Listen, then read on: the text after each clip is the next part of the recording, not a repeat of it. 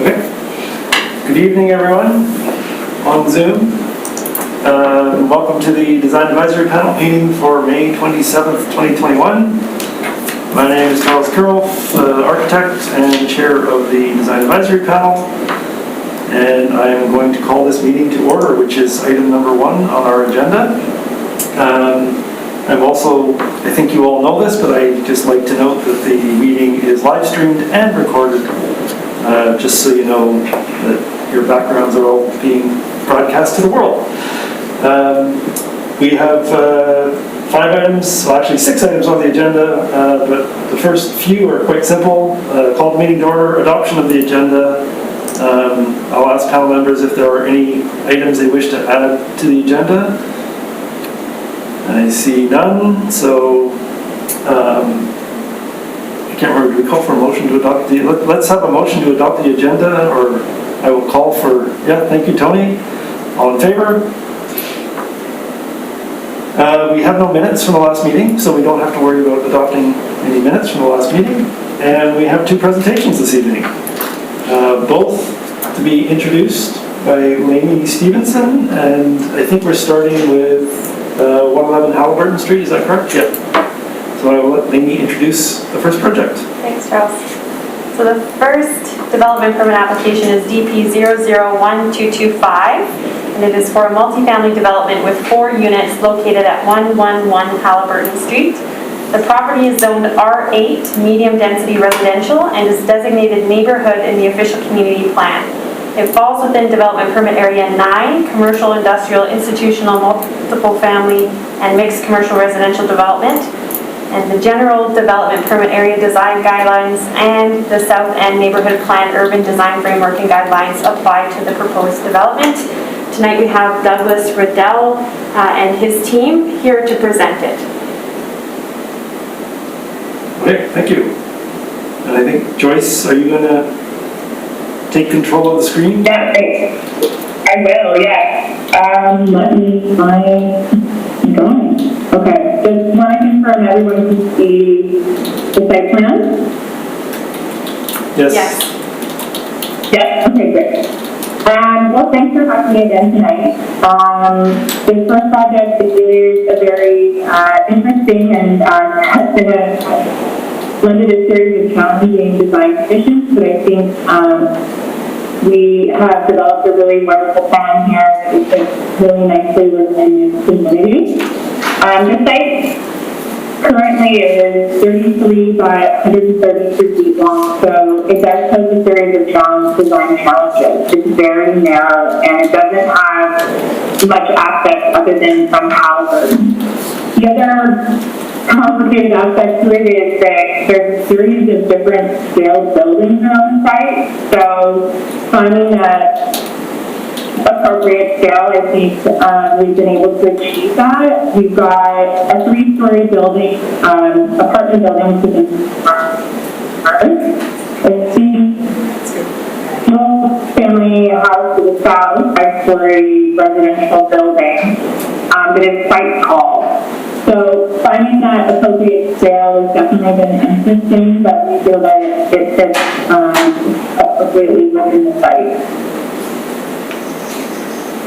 So when we take a look at the actual site plan here, we've got Halliburton over here to the left, and then I'm just going to go here. And due to this site constraints, our access point is Halliburton. And this is where we've created a driveway and a series of planted parking spaces. The site being so narrow, it really posed a series of challenges to get the parking on site. But we were able to get 3 spaces surface parked and then an additional space inside this garage. The next series of challenges was actually wayfinding and getting here to the front of the building. And you'll see a bit when we look at the landscape plan that we've created a textural change that we guide one in towards the back of the parking into the front doors. We have 2 front doors here, which you can see from Halliburton. And then a small is marking these front entries and how you would access down to the side to the lower studio unit. There's 4 units in the building, 2 studios on the ground floor which have private yard access. And then in the middle level, you have a 2-bedroom unit, and up the upper level, you have a 2+ den. All have great light, great access to light and use in this direction. And we've added a series of windows along the side, the code will allow us to have. It's just getting clear.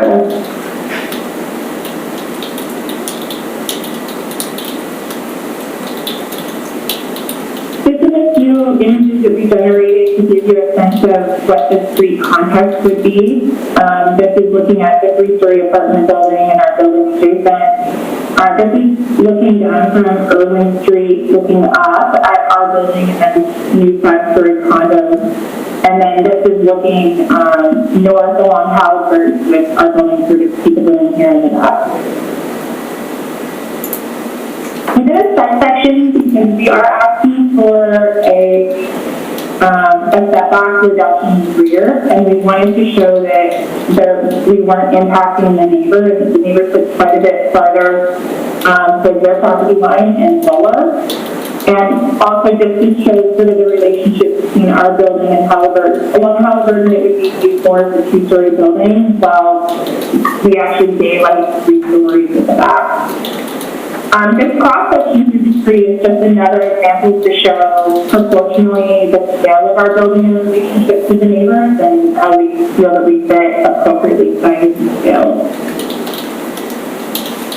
This is, in terms of forming character, we've done our best to use local groups as to not block views from the neighbors across the street once there are more neighbors across the street. But also to use a lot of the residential textual materials that we see in the neighboring buildings. There's once again a real mixture of architecture along this road, from being a traditional house to definitely a more simple apartment building to the left, and then the more modern condo building farther to the south. So grabbing some of those design ideas with little grooves and material changes in order to create a bit of a sort of a patchwork quilt look on the front with different colors and textures. On the rear, we've got another architectural feature just to add some interest. On the side, we're definitely very challenged because the site is so narrow in terms of trying to get the program to fit on site. So we've applied the siding in a way to add scale and interest. As best we can with the limited amount of sort of setbacks that we have. These elevations also highlight one of the variances that we're going to be asking for. It's basically in order to get the storm drain, the middle left was set at a certain height in order to be able to get the storm drain to run off the roof and then put back into the city system. So that's a fixed point, which is why we have to keep the parking pretty much at grade with Halliburton, and why we need to ask for a retaining wall variance in order to be able to hold up this parking along the front. This portion that's in red is the area that is overhead. In this elevation, you can see also the side entries are highlighted with a different material change, and they're at an angle, so they create a bit of an area to sort of come down and know that you've arrived at the entrance of that unit. Just a few more perspectives of what the building would look like from Halliburton, and then at the bottom here, a street view concept. A few more images that you have in your packet. I think I touched on the retaining wall height in terms of what, our rationale and reason for requesting it. We're also requesting a reduced rear setback because we are putting the parking in the front, it's pushing our building towards the rear. And if you were to combine the required setback, we're actually allowing for more setback on the site than what the required setback would have been. And then the last one is the slash area. Same conditions we're challenged with our site width and parking, and we have created and integrated I'll go back, into the fencing system, a way to screen the trash there on the side of the site. Brad, did you want to speak to your landscape plan? Sure. Do you have it, or would you like me to share it? I've got it. Okay. So, Joyce mentioned how we're handling the front area of the project off of Halliburton, and what I did there is I differentiated the angle parking with a separate type of paving texture and color, because I really wanted it to be clear which person would get which stall, and then I wanted the whole thing to feel like a courtyard effect rather than like a parking lot. So I use a very detailed textured surface for the majority of the surface, which outside of the concrete sidewalk, and then it turns into this detailed textured surface, which leads to the front of the building. And then I've also, if you look at closely at the paving, you'll see I incorporated a 3-foot concrete, room finished concrete walkway that goes right from the sidewalk on the street along the front of the garbage enclosures, and then along the front of the building that will lead to the entrances to the main level unit, and the stairway going down on the north side. So there's a little arbor there that shows how you would go to your unit if you were on the north side, and then there's an arbor that's in front of the building for vines to soften it, and then also to highlight the entrance to the south side stair that comes down. We also incorporated a small raised planter in a triangular island in the front, which would have a small Japanese maple tree in it for color and texture, and we incorporated a large deciduous shade tree out near the street. We can't really put in a street tree per se, but we have a signage element and then a large tree behind that element, which will create shade for the surface parking. And then in the sawtooth that's left over after the cars, I planted those out with landscaping, and there would be also some trailing plants that would come through the fence underneath that would come down those exposed little bits of concrete wall on that side, so you would get some greening of that ultimately. And then I tried to keep the landscaping quite modern and simple down the side yards, which are very narrow. There's room for like a row of small plantings against the fence, and I've done that on both sides. And I've connected the back and the front with a continuous exiting walk system made up of large hydropress slabs in a gravel surface. I created 2 private small gardens in the back from on the ground level at the back. So each person there would have a small storage area, a little patio, and then a little garden space, which probably would be, I think, AstroTurf. And then the very back we have a zone where it's planted with hedging, but it's meant to be a stormwater infiltration area at the back, and we'll direct our stormwater down the sides of these gravel beds down to the back where we can pick up some infiltration.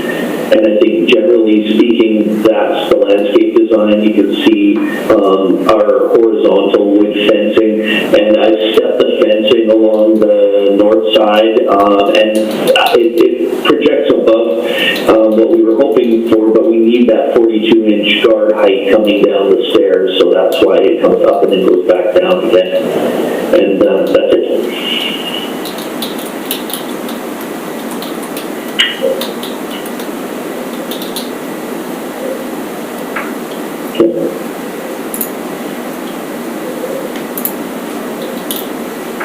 Okay, Joyce, did you have any more to present, or? No, I think we're good. Mark is here, but Did you want to add anything to that, or are you okay just to answer questions if anyone has something? Yeah, I think answering questions will be fine.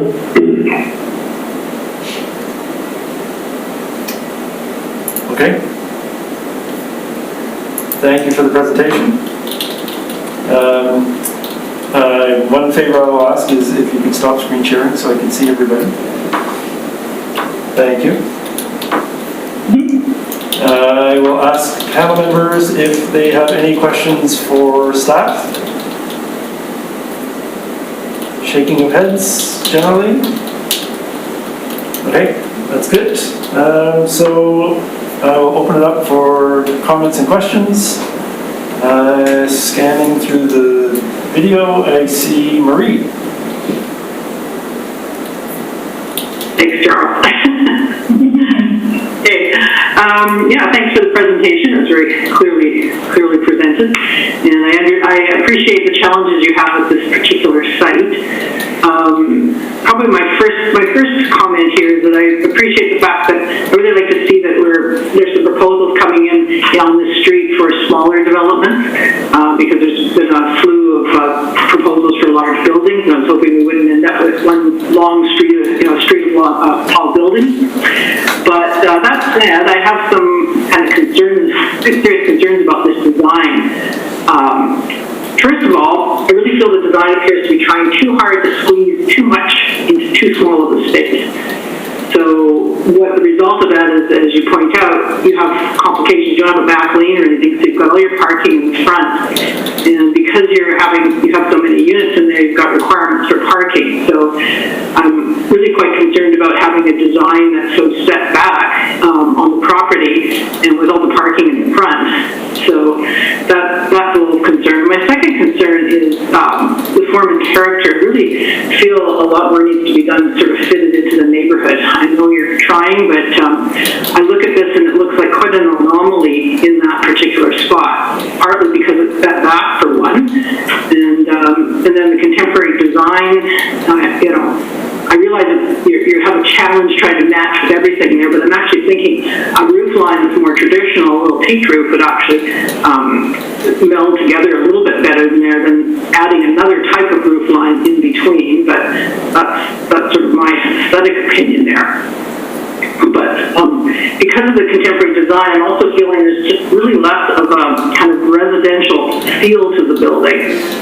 It's looking to me more like a store or a commercial property. In part because you've got the parking angled up in front, and in none of your illustrations do you include cars in there. But if you fill those three spots with cars, it's really going to look a lot more like a commercial site than a residential site.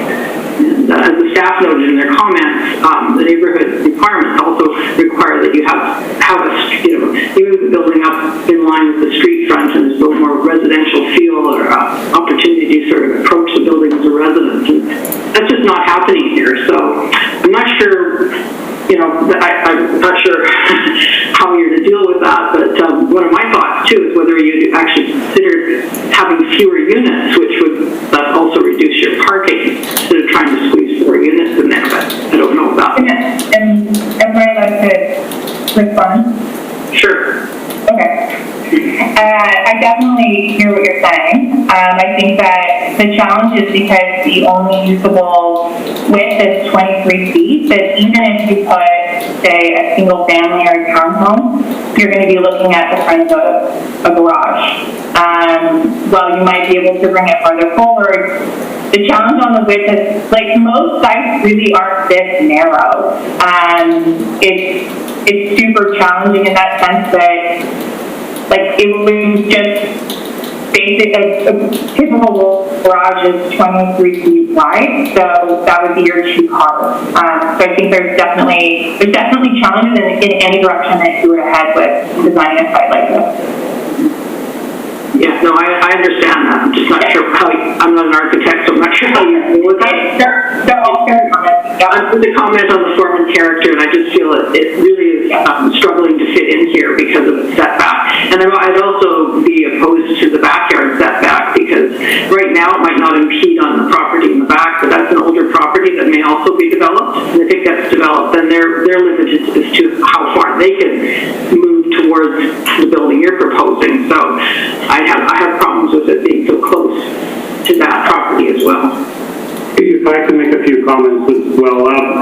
typically we as a builder go for a much more steep roof line, but the storm water and Halliburton we've actually had to raise the building to get gravity feed of storm water back into the city system. So we had to go to a flat roof to maintain the height requirements of the building. So that's why we had to go with the flat roof. As far as the number of units, that zoning is based on bedrooms. So even if we built a single-family house, then we could stick with R1, but anything else, our parking requirements are actually designed off bedrooms. So I don't think limiting the number of units would reduce parking, because we would therefore increase the amount of bedrooms. So the parking requirement would be basically the same. So we have a very challenging site in the fact that there's bedrock there, that we're hampered by storm and getting storm water back into the city system. And as Joyce said, if we threw up our hands and built a single-family house there, then we'd end up with nothing but a big garage in the front, and we certainly didn't want to do that. And that's in part how with the angled parking, we also managed to cut one of the parking spots into the building itself to help eliminate the impact or the visual impact to the cars. And I guess the last thing I would like to point out is, I think that area really needs affordable, smaller units. That's what this is doing. It's a great site for walkability downtown. And this place is zoned for multifamily, and it would be a shame to throw that zoning away and go back to single family and miss out on the opportunity of higher density in a walkable location. Well, appreciate your feedback on that. So anyway, I'll let my colleagues see what they have to, how they view it. So thanks. Okay, thanks, Murray. Tony? Thank you, Charles. Excellent presentation. I think this is one of the most ingenious and creative approaches that I've seen in a long time to such a challenging site. I guess it goes without saying how difficult it must have been to come up with 4 units here, and I think you've done, frankly, an amazing job, and I really like what you've done to do that. Infill housing is always challenging, and it'd be easy to put, a couple of units in here, but to get, I think 4, is it? It's really to your credit, I think, the way you've done it. The comments on the front yard parking, personally I don't have a problem with it. I hearken to Brad's comment about kind of a courtyard feel, and I think that's, if it's done in the kind of level of detail as described, I think it could be quite successful, particularly when there's no cars there, obviously, but you got to have cars. I think that's a good way to deal with it. I quite like the contemporary design for the form and character. However, I think I'd echo a previous comment that it is a bit of an anomaly, and I mean basically you've got conventional residential gable roofs and so forth around you, and flat roof apartment buildings and so forth. I think I'd probably be inclined to pick one or the other rather than introduce yet another sort of disparate form into kind of the melange that already exists. So that might be a consideration. Otherwise, I think your use of materials, the variety, and so forth is really well done. And overall, I think this is an exceptional solution to a very challenging program. Thank you. Okay, thanks, Tony. Kate?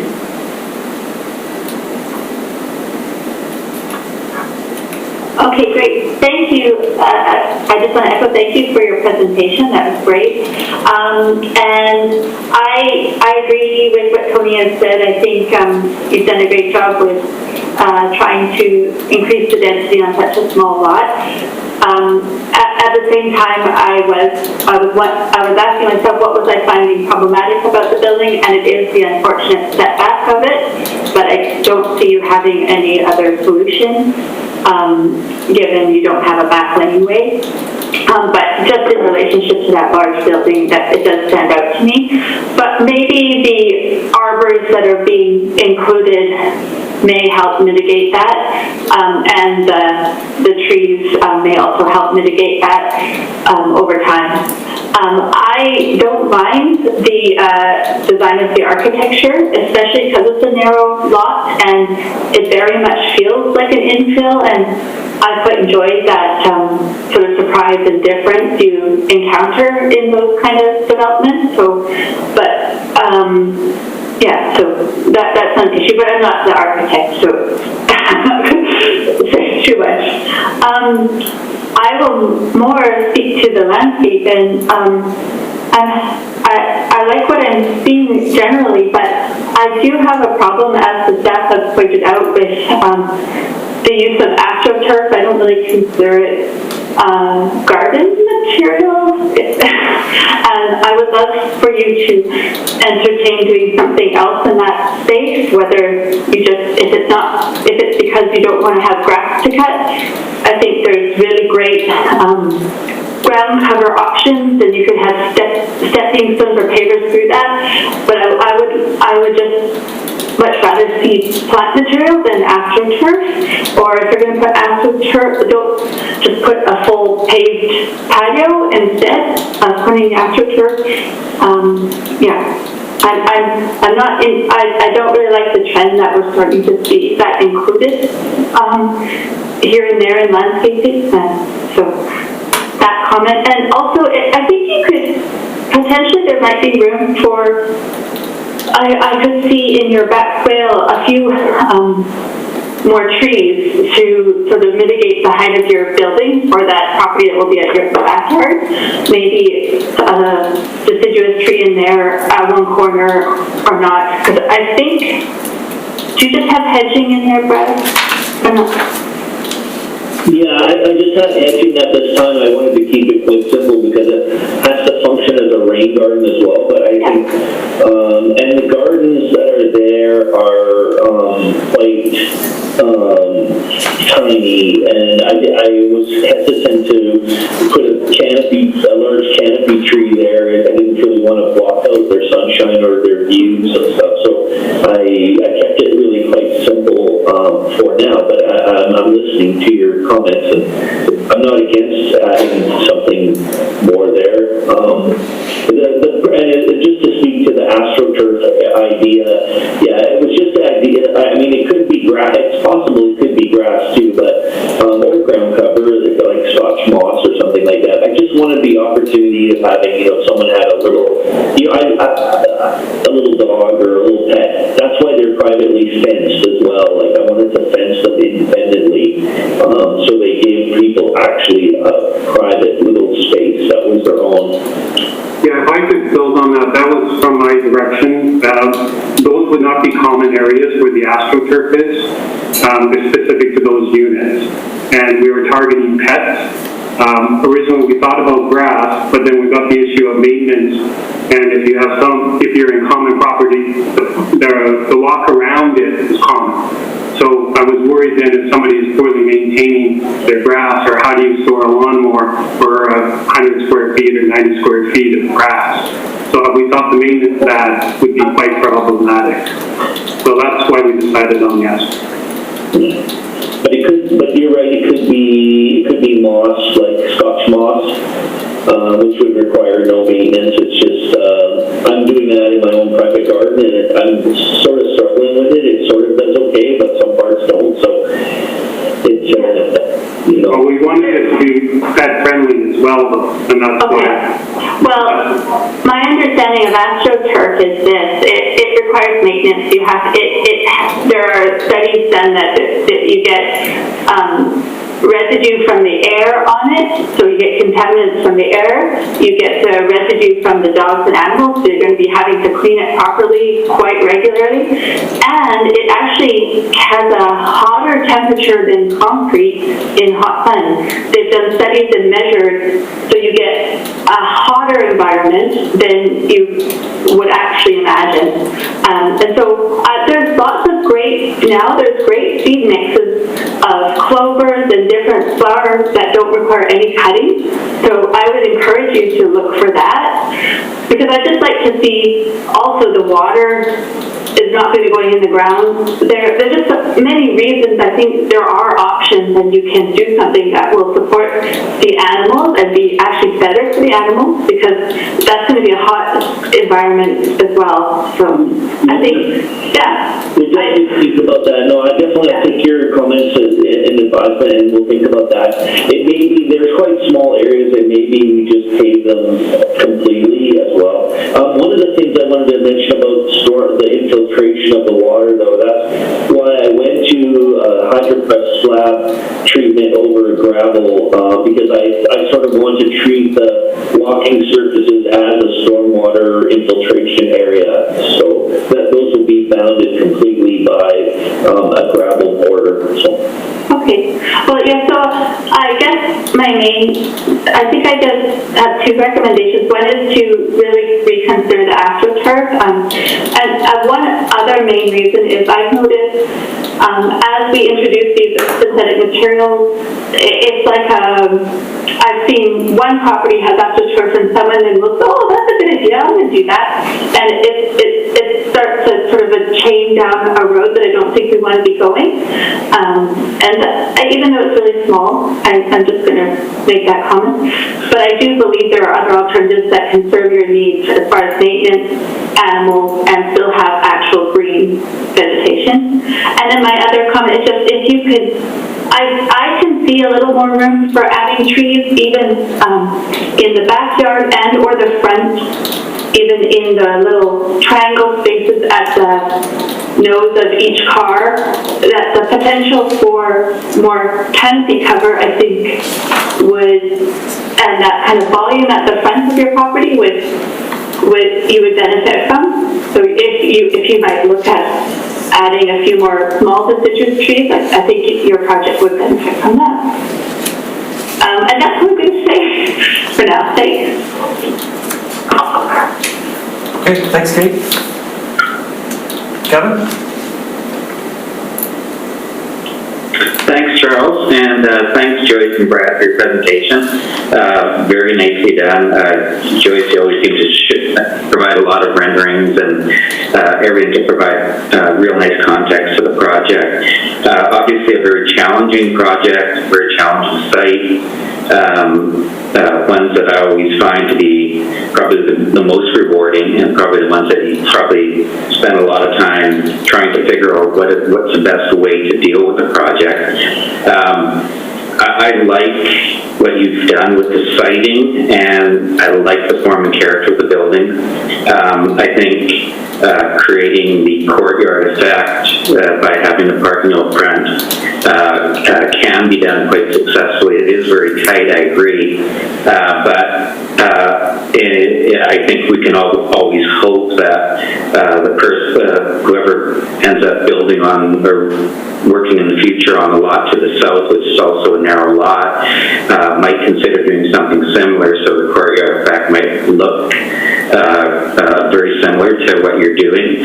Obviously, the site to the north, being a larger lot, you might get something that has obviously closer to the street, and might obviously, because of density, be able to build a bigger building as well. But I have no issues with the form and character, the contemporary architectural style. Most of what we've seen over the years on Halliburton has been contemporary in nature, and I think in the future probably that's going to be a trend that's going to continue. I respect Marie's comment about a residential feel, and obviously this is very contemporary, especially with the design elements on the left side of the front left side of the building. But I have no issues with it because I think it makes a statement. But with the building being set back from the road, I think it still works very well. with respect to the landscape concept, Brad, I like what you've done with the concept. I somewhat agree with Kate's comments, and even though Douglas, with your comments with wanting a sort of like a possible pet-friendly site, whether or not that there is necessarily a sense. Obviously, I wouldn't want to see grass grown on that area, because for such a small area, it's probably going to be neglected, because who's going to own a lawnmower and where are you going to store it and stuff like that. So I think Kate's comments, and I think Brad might mention it too, with growing potentially clover and wildflowers in that area could be a good solution to that. So you might want to consider that. Other than that, my only other comment would be, a recommendation would be to consider using maybe unique methods for wayfinding through the site, through the use of either color or artwork or something, so that people can find their way, especially to the lower unit. So that would be my only recommendation. Other than that, I know you have all spent a lot of time on this project, and it's been brought up whether or not you should move the building closer to the street and provide underground parking. Obviously, you're well under the height restriction, but I just wanted to ask whether or not you looked at methods to bring the building closer to the street and elevate it in order that you can get underground parking and have different solutions that can still keep it under height. So that's my only question, Joyce. Yeah, it wouldn't necessarily be underground. What it would really be is parking that's at the same level as Halliburton, because we can't really come down. The site's not really big enough to actually ramp down underneath anything. So then the parking would then be suspended much higher than the neighboring properties, and then what you put underneath that parking, and then the housing would then all sit above it. And to be honest, the challenge is really, they're at an angle because the site's not actually wide enough to accommodate a space and a drive aisle, so then I don't even have enough space to put stairs to get up to the building. So we definitely thought about, I'd love to have the building on the road, but it just doesn't seem like a feasible, there's nowhere to actually put services to get up to the building if I were to move it closer to the road. Okay, thank you. I just wanted to hear your answer to that. I accept your rationale on that, and I think you and Brad have done a wonderful job on this, and I really like the project. So good luck, and thank you for your application. Okay, thanks, Kevin. I only have a couple of things to add. One is actually a question. I noticed on the cover sheet you talk about 2 bikes. You have 2 bikes considered for storage. I can't see anywhere where those bikes are living. Are they meant to be within the units, or? Well, yes, there's some storage on the back for the middle and upper unit, but the technical bike storage is at the basement level, and I can share really quickly and show you where that is.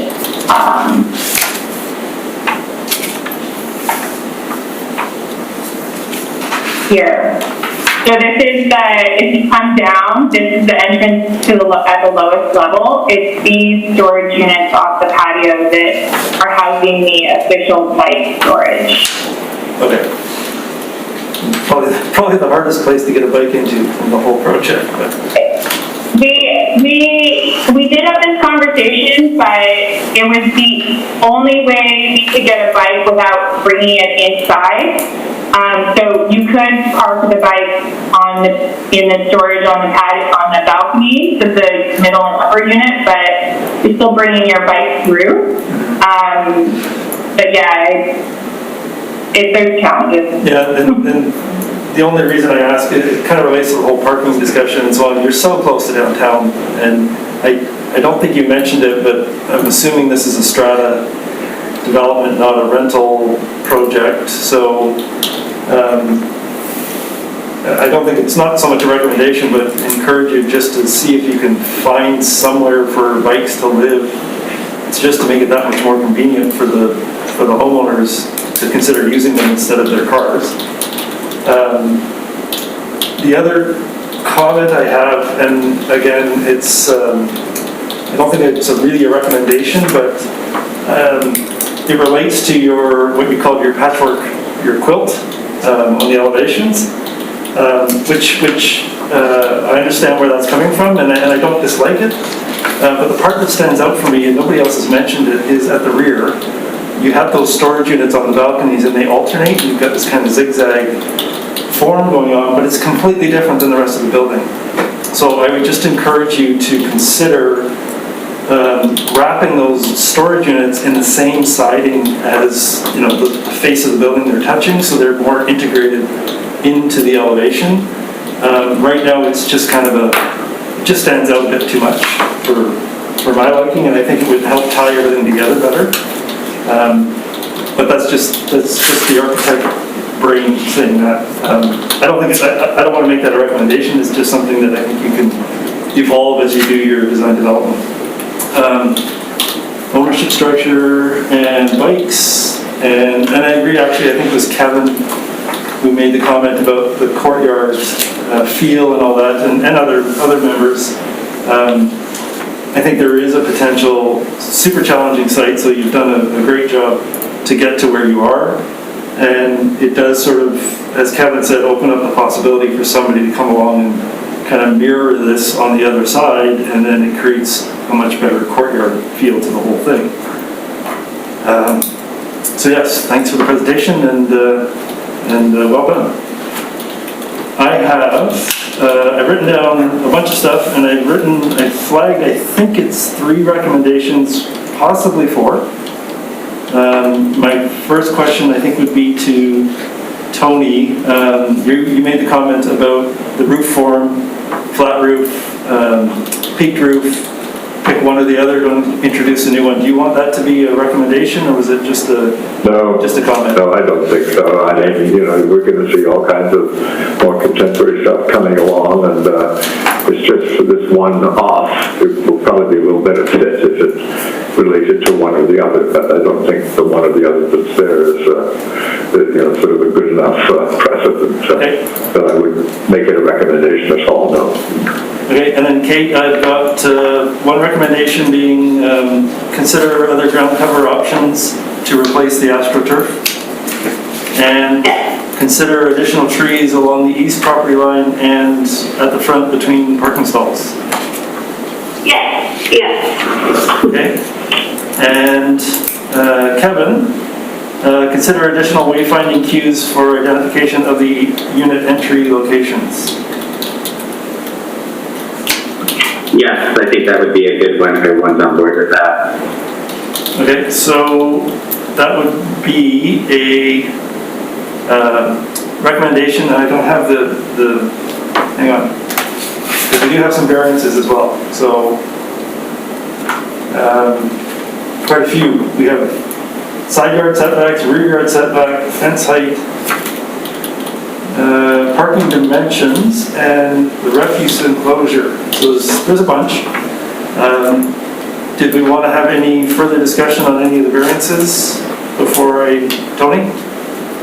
I'll just go back to Kevin's point. I'm not quite sure how extensive a wayfinding he's recommending here. I mean, obviously you're going to have numbers for each of the units and possibly an arrow on the ones that are lower or something. But I mean, how elaborate are you considering for this if we make this a recommendation? Yeah, thanks, Tony. I'm really not looking for anything especially since the scale of the project. I'm just looking for, I don't want to see a little sign that says unit, B01 or whatever with a little arrow going down the side. I think with the effort put into the architecture of the building, I think that the architects can look at ways to do something that's a little bit more more unique. I'm not looking for anything extravagant or spectacular, but I think there's ways that she can do something to make it a little bit more unique than just a simple little sign. Okay. So yes, does anyone wish to have any further discussion on variances? I know, I think it was Marie, you mentioned you weren't terribly in support of the rear setback variance. Well, I'm not, but with the rationale here, I don't really know if I have much. I can't really argue it. I think, as they've explained, they're really stuck with a really difficult property, and if they're going to build this building, I guess they've got to do that. I still have concerns about it, but like I said, because you don't know what's going to happen behind that, it might limit them. But if everybody else is for it, I guess I'll go with it and not oppose it. Okay. Yeah, I'll just jump in, Charles, if you don't mind.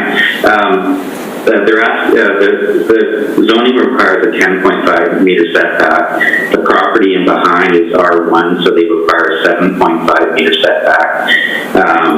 Basically, when you compare the two, potentially the building down below could be two meters. You're cut out there, so the building would be how close? Well, the residential zone requires 7.5 meters, 25 feet, and this zone requires 10.5, which is almost 35 feet, 10 feet more. So when I look at it, they're really looking, even though they're asking for a 5 meter variance, I think it is. In a residential area, they're really only looking for about a 2 meter variance, in my opinion. And also, in the future, those areas down below, even though they are zoned R1, I could see a lot of them being rezoned in the future to be zoned that they can do multifamily as well. So, and a lot of those buildings are very old. So that's why I'm supporting the rear yard variance and the other variances too. Thank you. Okay, thanks, Kevin. Okay. All right, I will ask, as I always do, if someone would be happy to put forward a motion and include the variances or accept the variances and the 3 recommendations that I've read out. Kevin? Yeah, motion that the application as presented with those recommendations and support for the variances. And seconder? Tony? Okay, thank you. Any further discussion? Seeing none, I will call the question. All those in favor? And none opposed. Thank you very much. And now we move on to the second presentation. Oops. Hang on a sec. Back to my agenda. So we have, second application is 421 Prideaux Street. And Lainey's going to introduce it as well. So the next application is development permit DP001226, and it is for a 3-story multifamily residential building with 16 micro units and underground storage located at 421 Prideaux Street. The property is zoned DT8, Old City Mixed Use, and is designated neighborhood in the official community plan. It falls within development permit area 9, commercial, industrial, institutional, multiple family, and mixed commercial residential development, and development permit area 8, Old City neighborhood. The general development permit area design guidelines and the Old City multiple family residential design guidelines apply to the proposed development. And I think we have Ken here representing the owners, and I believe Joyce again for this one as well. Great, thank you. Shall I start? Yes, please. Okay, good. Just checking once again, everyone can see the plan before I keep going. Yes.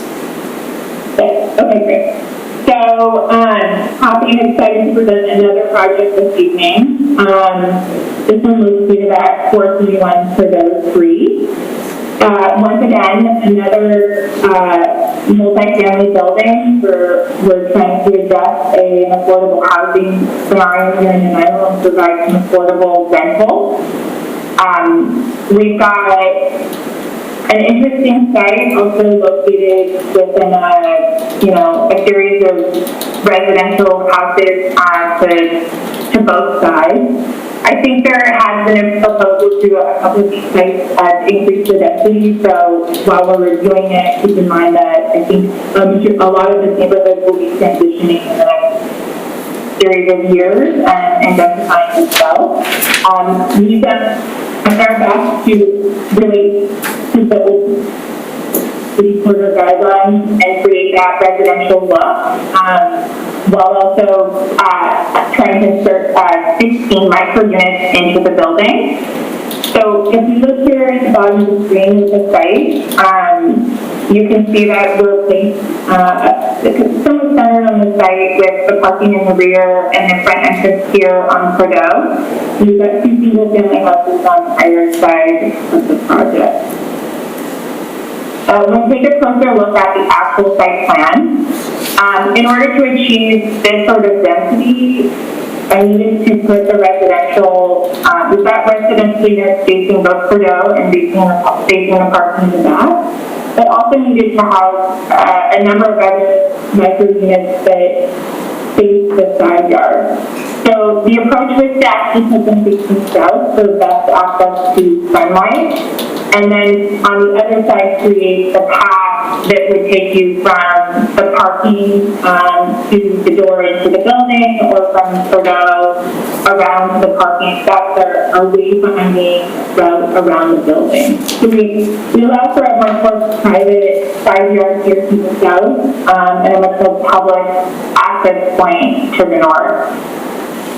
We've got parking off the lane in the rear, and we've used a trellis once again as a wayfinding element to indicate where one would take the site path around the building and then access the doors into the building or access the front towards your entry of the project. So, we've got bike parking here along the side, and also a trash located in the back with easy access. On the ground floor units, we have a bit of extra space to allow for enlarged open spaces. We try to create private little patios at the ground floor level to connect to the ground, but also to give people an ability to sort of open their doors and have extra light. When you take a look at the elevations, we worked really hard to integrate a lot of those city quarter guidelines to make this project not seem so much like a mess. I know it's tall, but to give it a lot of scale and interest, having these smaller units does pose challenges because we need to have a certain number of windows and doors for each unit itself, which does limit maybe the solid wall that you would see in a more traditional building, because we need those windows and doors for every unit that we're proposing. But we've tried to integrate siding and texture, added some interesting roof lines in order to give it that more residential look. I've also added that big front porch that you see in a lot of this, the city sort of single-family homes as a clearly identifying mark that this is where you would enter the building if you're a tenant or a guest arriving at the site. The side elevation here is the southern elevation, so it's the one that's going to get the best natural sunlight. These balconies are the traditional balconies we would see in a residential project where you actually would inhabit it. They're no deeper than 3 feet, no deeper than what the French door allows to open, and it's really a way to be able to have access and fresh air without it just being a window. So it's not necessarily a space that you're going to go and have it for a long period of time. We've made them a translucent material, so that it does provide a bit of privacy, as well as, we've also, you can see here, we've added some trellises at different areas to give a nice little protection or canopy of these outdoor spaces that are happening at that ground level. The one clarity I did want to, one of the comments in the feedback we got from the city was the board and battens, and I wanted to mention that a majority of the building is actually horizontal lap siding. It's the roof cage where we flipped the direction of it, and where you would see the board and batten. I know that the material legend shows it in a vertical situation, but if you look closely, most of it is actually a horizontal siding. In the rear, you'll see here the trash access, and then the trellis here that provides a wayfinding moment to know how to get downstairs and around the site. And then this is a cross section through the site itself with parking in the rear, surface parking in the rear, and then a series of stairs and sidewalk that allows one to get from front to back on either the access stairway. And then these are in your packet, but another series of perspectives just to show you an example of, how the project would fit into the site, the existing site, and, how it integrates nicely into the community. And I think that's it in terms of the architecture.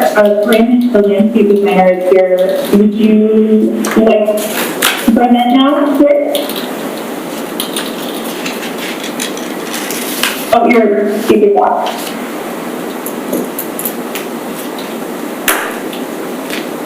Sorry, I forgot I was muted. Okay, I will share my screen and let me know if that comes up. I'll just bring my pad up. I have two screens going, so I'm not sure which screen you're looking at. So We can see it. Can you see the plan? Yeah. No, we can see. So which? You're showing this screen. There we go. Okay, so hold on. There. Can you see it now? Yes. Okay. So okay, so everybody can see that. Okay, good. That's the problem with having too many screens going here. Okay, so if you take a look from the front of Cordova Street, we have the existing sidewalk right here, and then the entryway coming in. And because we needed to have the sidewalk coming here along the front, to access the parking in the back, there wasn't much space in here for landscaping other than the little bit that is directly around the patios. So I did take advantage of putting some plant material, which is actually on the boulevard. So I'm hoping that is okay. There's a little bit of space between the city sidewalk and the property line. So I did put planting along there. I didn't put anything too tall, mostly because I wanted to keep that open so we could see the building, which is quite nice. We did look at trying to retain all the existing trees, but unfortunately, due to grade changes, I don't think we were able to save any of the trees. Is that correct, Joyce? I know we had a tree report in, and I'm pretty sure we weren't able to save any of the existing trees. So I'm showing the existing trees on the neighboring properties that will be protected. So anywhere where there were trees that have come out, we're replacing them. And most of the trees are a columnar ornamental pear in here, just due to the narrowness of the site. And I did go with a river birch in the rain garden area to suck up some of the water that will be coming through from the parking lot that is going to be fed into the rain garden right in here. And again, this is a tight site, but not nearly as tight as Halliburton. So we do have a fair bit more room.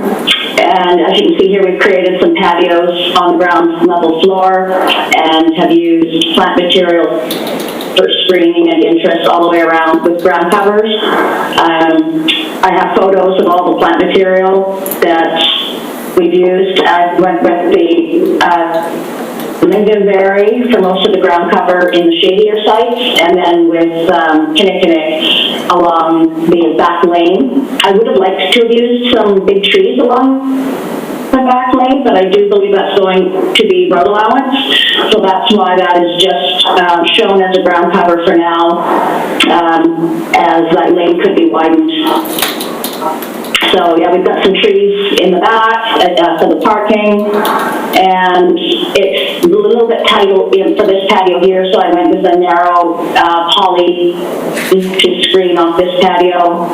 And same with this strip here, there's a retaining wall on this north edge, so I've gone with vines to crawl up the fence along there to give it a little bit of screening. So, yeah, because it's residential, I've gone with some plants that get a little bit of color, different seasons. Everything's fairly low care, low water use. So I went with just a simple color scheme, which you can see here. These are some of the plants right here that are going to be in the rain garden to hopefully mitigate any of the water that's going to be coming through that channel. And I believe Sybil has done some work on how that the water is piped through into the storm system. We do have a bench here. There's some bike parking right off the street here. And these are just stepping stones primarily for access, for maintenance. And yeah, I think that's pretty much it. We've got a picket fence going all the way around the front, as you can see on Joyce's plan. And so I've got this one plan in color. And then there is another page, a little bit more detailed here, planting plan in the black and white. But a little bit easier to see what's going on with the color drawing. So, anybody have any questions regarding the landscape? Oh, I think there was 2 notes that I did read, and one of the notes was that you were wanting more landscaping in the front, but we would lose the sidewalk, and we do need access. So I don't know where we can put more landscaping. Basically, I've planted every available space possible, and I think that was the only comment. So unless I'm missing something, so. I'll just, okay, I'll unshare my screen, and then you guys can throw questions at me. I'm not even sure how to take this off. Wayne? Stop share, there we are, okay. Okay, thank you. Joyce, did you have any final thoughts or presentations, or you're good? Okay. I think we're all good. All right. Flipping through my pages here. So panel members, any questions for staff? Nope, seeing shaking heads. Okay, and I'll do what I normally do, and I'm just going to go in reverse order. So Kevin, questions and comments? Thanks, Charles, and thanks, Joyce and Corinne, for your presentation. Very, very nice. I like what you've done with the siting of the building. I really like the form and character. I think it has a very good residential feel. The landscape concept, I like too. I won't really go into too much regarding the actual plants and trees that you provided. I'll obviously defer to Kate for that. But I really appreciate the density in the planting material that you provided. I think it's very nice to see that. Quite often we don't see that on projects like this. The only thing I might question is whether or not you might be able to plant a little bit more of a significant tree in the northeast corner. I think you have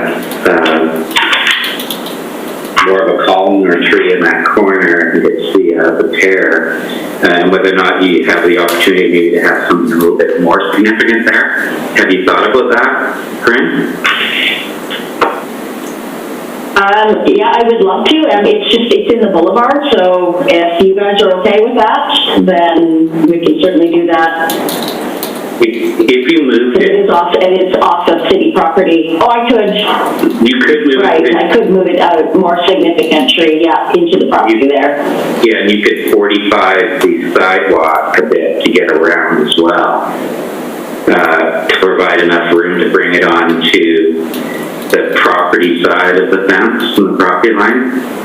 You'd have to chop off a part of the landscape area in that north end to get rid of the square and kind of angle the sidewalk around, but I'm not sure if you thought about that. It's just my opinion. I'll see if Kate comes on board with that. But aside from that, everything that is very minor. Joyce, the exterior finishes, are they vinyl? They're vinyl, right? Yes, yeah. Okay, because I think that's going to relate to my concern regarding the old city guidelines and the use of wood materials. And unless you use the real high-end vinyl products that do have a nice wood look to them, all the regular ones, when you have to lap the siding, obviously they look very obviously that they are vinyl. And I would probably ask it either that you use the higher quality vinyl products and maybe consider using a hardy board product, and maybe your thoughts on that. I'd actually like Doug to take that one. I know he has a strong opinion on that. Sorry, Kevin, are you specifically talking about the board and batten? No, all the finishes I believe are vinyl. Is that correct? Yeah, so we're using the Sequoia Select vinyl for that? Yeah, but it's not the foam back, it's the lap siding, correct? Yes, that's correct.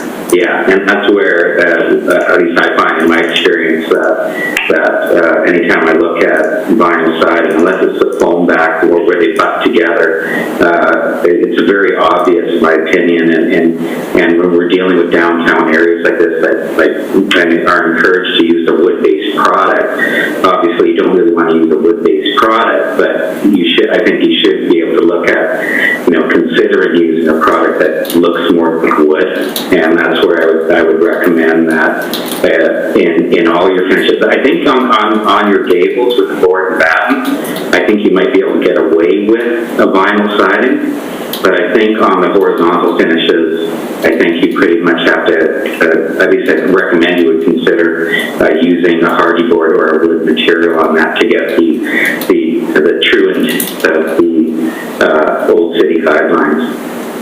Well, in that area, the typical original siding was quite narrow, so the width of the siding that we're proposing in vinyl is the same width and look of the traditional coal miners siding.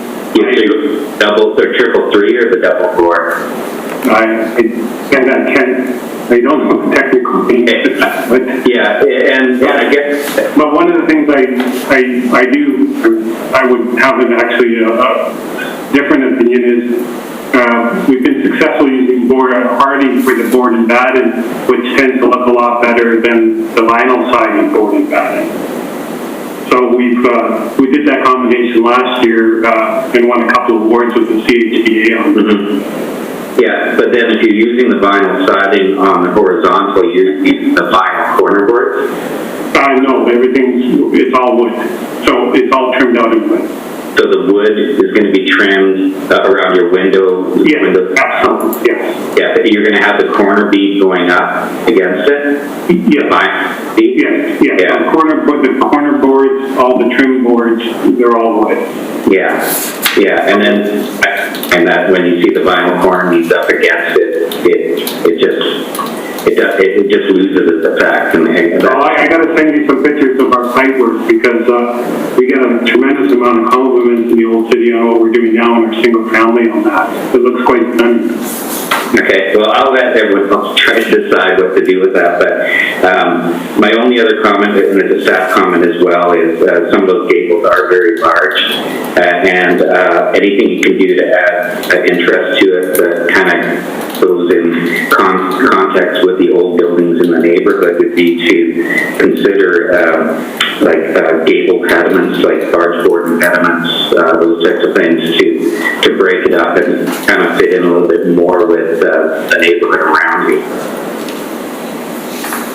And I'm not sure if you've investigated that, but there are a lot of buildings around that use gable pediments to just add a little more character to the larger roof areas. So, aside from that, and so basically that one and the materials, if anybody wants to jump in on those are my only two recommendations. But I think all of you have done a really wonderful job with this project. It's going to fit in very nice with the neighborhood, and I think the form and character, the siting the building, and the landscape concept are all very well done. So thank you very much. Thanks, Kevin. Kate?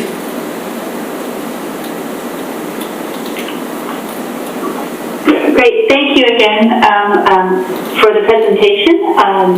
I agree with most of what has been said. I think you've done a really great job of fitting this building into the Old City quarter with the character, and especially with the front porch and the picket fence. I think that goes a long way to sort of help it fit in. I don't have and yes, I agree, the landscape, I appreciate the layeredness of the plants and that you have a full, robust landscape. I think I have one comment that may become a repeating comment for me as we move forward. I can see there's room for more trees, and I would love to see you explore that. Especially, I think if you're putting a tree on the city boulevard, it shouldn't matter if it's a columnar or a little bit bigger deciduous tree. Maybe the city doesn't want huge, but I think there's room for a little bit more significant trees in the front. And also, I would like you to consider putting slightly larger trees over the parking so we get a little more shading of that parking lot. I think that your project would benefit from that. So instead of the columnar trees, maybe a little bit wider branching may benefit the project. So I have no further comments on that, just that I think you could explore adding a few more trees and maybe a little bigger tree than the columnar pear. And I'll just say, no, go ahead. I was just going to comment on that. So, yeah, the only reason I went with the columnar tree was because of the narrowness. So I'm just worried about enough root growth for the trees. With the larger trees, larger tree canopy, they're going to require a larger amount of soil. So the only way I'd be able to do that would be probably to put a root barrier down, if you're okay with that. Either a root barrier or silvicell, I think, is the only way to get more soil volume for larger trees.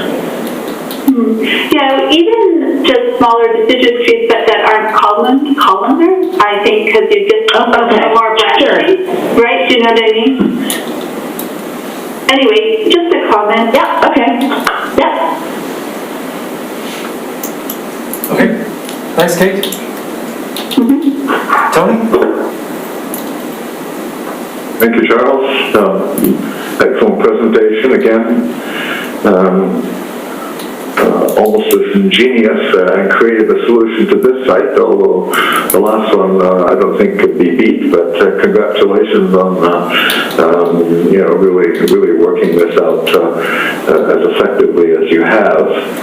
I generally really like the form and character. I particularly like the very soft color scheme you've done. This is a fairly large building, bigger than a house obviously, and I think that those soft colors really give it a very lovely scale, a nice warmth and texture to it, and so forth.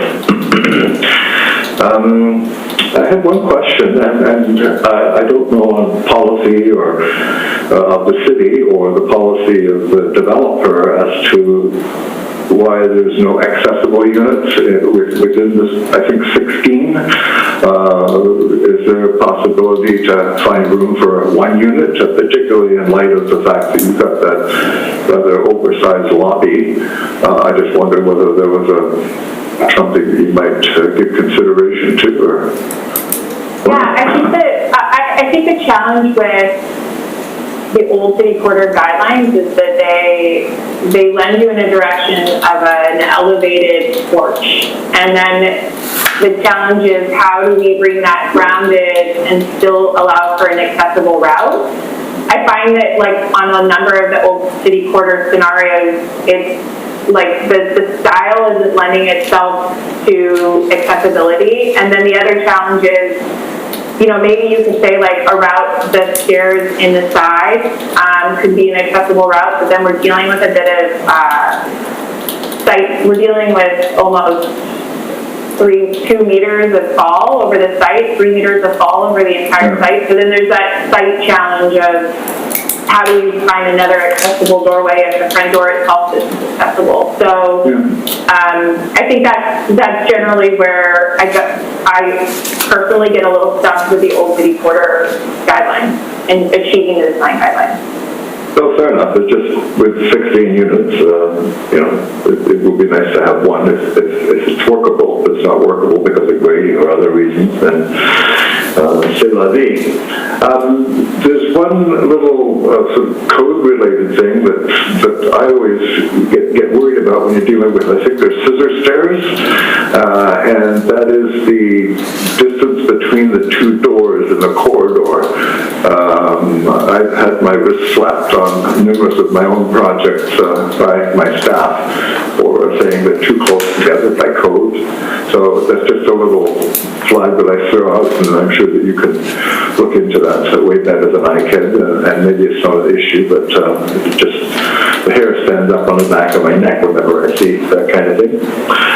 And then the only other thing I have, and this is probably a little too personal for my opinion, and that is I really value consistency in a design, and it kind of left out of me the shed roof portion, particularly on the front of the building. Everywhere else you have those really nice gables and so forth, and I just wondered if there was a particular reason for having that shed. It looks like you know, these big old houses, and they put additions on them and so forth, and the lean-tos, and that's kind of what it reminded me of. And I guess I wondered why, you know, whether you chose that particularly for that look, or whether you've given consideration to, you know, consistently gables all in the same direction, or was I just being anally retentive? No, I think it's a good question. I agree with you, definitely with consistency. I think personally with this historic style, I think can lend itself to a bit more inconsistency, just in a sense of, like, when you look at the design guidelines, like, we want to create a balanced look, but not, I don't know, to me it felt a little bit more organic and structured by having that shed roof on the front. If I went to a gable, I felt like it was too tall. Like, the scale of the gable on that front elevation just made the building that much taller at the front. So that's why the shed is front. Fair enough. Thank you. I think that's all I have to say, but I really like this project, and I congratulate you again on your creativity with a challenging site. Thank you. Thanks, Tony. And Marie. Great. Well, thanks for the wonderful presentation. Very thorough once again. I really love this project. I think it's great. You fit into the neighborhood so well. You really picked up, particularly, I think of when I walk around the old city, the old buildings, the really big old ones that are 2 or 3 stories high, and the few that are left in the city, they're rather degraded and old, and some of them not kept up. But I know they've already been divided into little suites, like you're proposing here, into micro suites. Sometimes just a bedroom with a stove. I've actually seen the rental ads for some of these things. And what I really like about this is not just how you fit in the neighborhood, but the fact that you're sort of recreating that kind of accommodation and affordability affordable housing. Because what happens often in a gentrified neighborhood, of course, is that the high-end buildings come in and condos and so on, and the people who are living in those old buildings, which will eventually fall apart, have nowhere else to go, and they're pushed out of the neighborhood. So I think that's one of the things I really love about this project is that you're actually providing new and improved housing, assuming at affordable rates, for people such as those people who are living in the older houses, they move over to a newer version of that. And so really congratulate you on handling that situation. My only thought, well, I concur with some of the opinions on the materials and that kind of thing, but I actually kind of like your shed roof. I like the rambling aspect of the building, that it's not totally symmetrical and consistent and classical. It has, again, it really reflects that in the neighborhood. The one thing I wanted to ask you is, had you thought about at all having one space inside one of the units or a room that is a shared indoor amenity space, since all the suites are quite small, a place where the residents can gather for a social event, a meal, watching a movie, that kind of thing? I wonder if you'd consider that at all. No, I think that just in the challenge of getting the 16 units in the site, that we get really restricted, and then we're very close with some of our floor area calculations. We kind of pushed it to the max. So there is a front entry, which is exactly what you're referring to, but yeah, we haven't been able to achieve that because of the other restrictions that we've had. Yeah, no, I understand. It would probably be losing one of the units if you did that. Like I'm thinking, like your ground floor unit that opens onto one of the outdoor patios would be wonderful to have that kind of space as a shared amenity space, especially since you don't have a lot of outdoor amenity space other than the little sort of patio areas that some of the units have. So, and your porch is great. A wraparound porch would be better just for sitting out on and that kind of thing. But I understand with the design that would be kind of complicated. So, but thank you, great project. Look forward to seeing the building. Thank you. Thanks, Marie. Once again, I actually don't have much to add to my colleagues' comments, except I was also going to ask about amenity space, but sort of in a different way, which was I was going to ask if you have considered programming your lobby, simply because I think Tony was the one who mentioned that it's quite a generous lobby. And I think you do have actually a bit of an opportunity to make that the living room for the house. Small, but it could be a little communal gathering. It's in the right place. It's at the front door. It's one of those. You don't have to do much except furnish it. And you've actually got some. I think it's actually a bay window that you've got on there. So it's sort of set up to be that common space that people can do a little bit of socializing, meeting and greeting. So I would encourage you to consider programming that space. It'd be a shame if it was just an empty room with a bunch of mailboxes in it. Tony also picked up on a couple things I was going to ask, and the only bit I will add is the caution that because you are going to be considered a multi-unit building, you are going to, not by zoning or guideline requirements, but by building code, you are going to be required to provide access to the main entrance. It's a code requirement, so you're going to have to think about that. This actually falls under a Part 9 building, so the access and the scissor stairs, the distance between the stairs is a bit different than the Part 3, but it's definitely something that we'll take a further look into. Excellent. Yeah, and I'm not going to weigh in on the materials. I understand. I know where Kevin's coming from because I know he lives in this world. So I do actually like the comment about considering alternate materials, not necessarily saying you have to use alternate materials, but it's always good to consider the option. And I know the issues that Kevin is raising, the detailing, the corner details, all that stuff, they're solvable. So if the energy and the effort is going into solving those in a way that that works with the different materials, then I think it can be okay. But overall, I think it's a job well done, again, on a very different type of project, but also very similar because you've done a lot in a very small site, so well done. Okay, panel members, I think again it's 3. I don't know how that works, but actually it might be 2 because Kevin mentioned a more significant tree on the northeast corner, and Kate mentioned additional trees, so I think we have a double up on trees. So Kevin, I have for you the materiality, so consider alternate products, what did I write down? Alternate products with a more wood-like finish and appearance for the horizontal siding. I don't know if that's too specific, but, and consider additional detail and visual elements to the larger gable ends, Consider adding additional detail and visual elements to the larger gable ends. Kate, I had the consider additional trees. I put front and rear parking area, which I think also picks up. Yeah, I agree with Kevin's location and idea of possibly changing that path there to allow for that. But just in general, look at the opportunity to add more trees. Okay. So, Yeah, I would just add, Carl, it's Douglas here. Yep. Could I ask the panel a question or get some direction? In the last DP that I had with you folks on McCleary, I presented as part of my package also the environmental footprint of comparing hardy board to the vinyl siding we're proposing.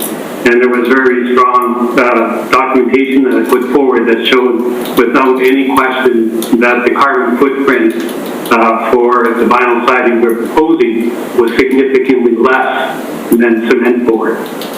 So I'm just wondering, what is the panel's general feeling about the balance between the economic footprint and the realism of looking at wood? And the reason I ask this is we're going to be producing about 7 DPs a year with the committee, and the siding issue I think will always come up.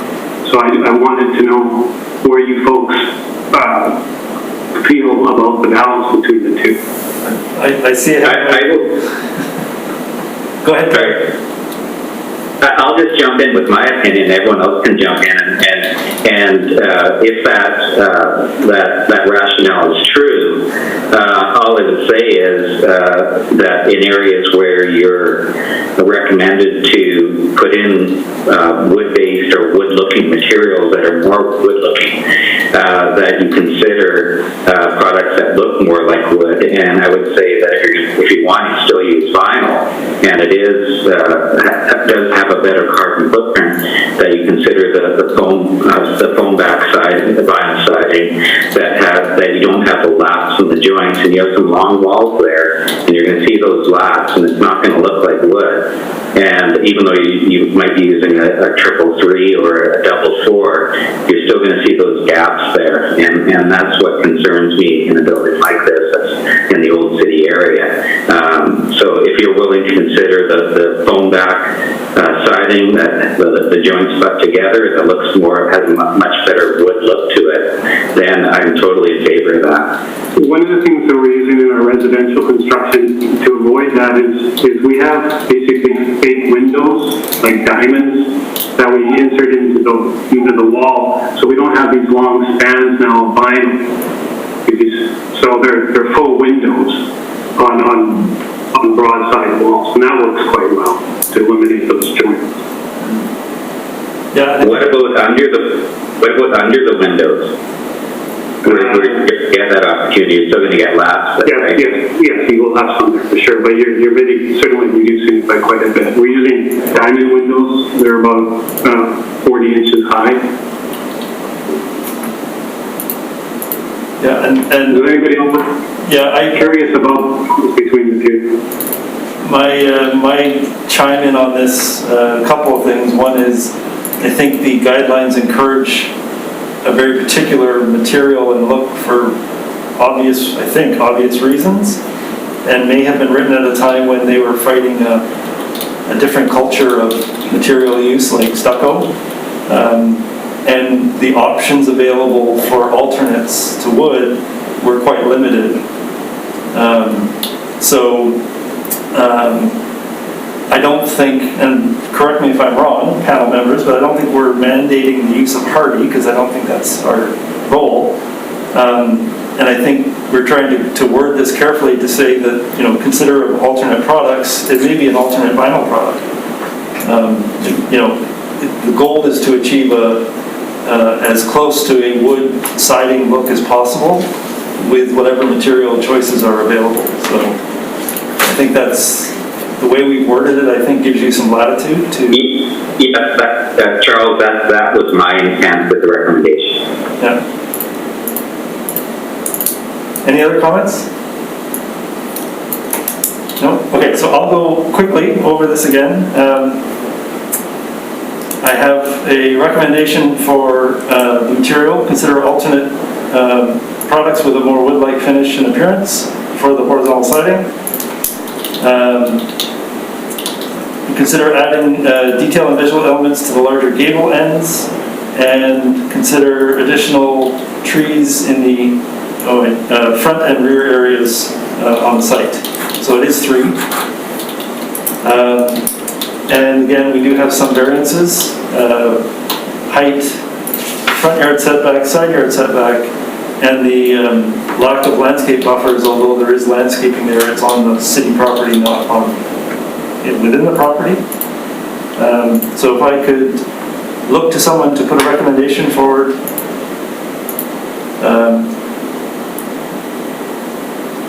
With those recommendations. I put a motion forward that we accept the application as presented with the 3 recommendations and approve the variances. Support for the variances, okay. Seconder, Kevin? All right, any further comments or discussion, questions? Seeing none, I will call the question. All in favor? And none opposed? Thank you very much. Okay. Well done, Joy. Thank you. Okay, panel members, item 5 on our agenda is other business, and there's nothing there. And assuming nobody wants to add anything there, I will call for adjournment of this meeting. Thank you all very much. Thank you. Good night, everybody. Thank you.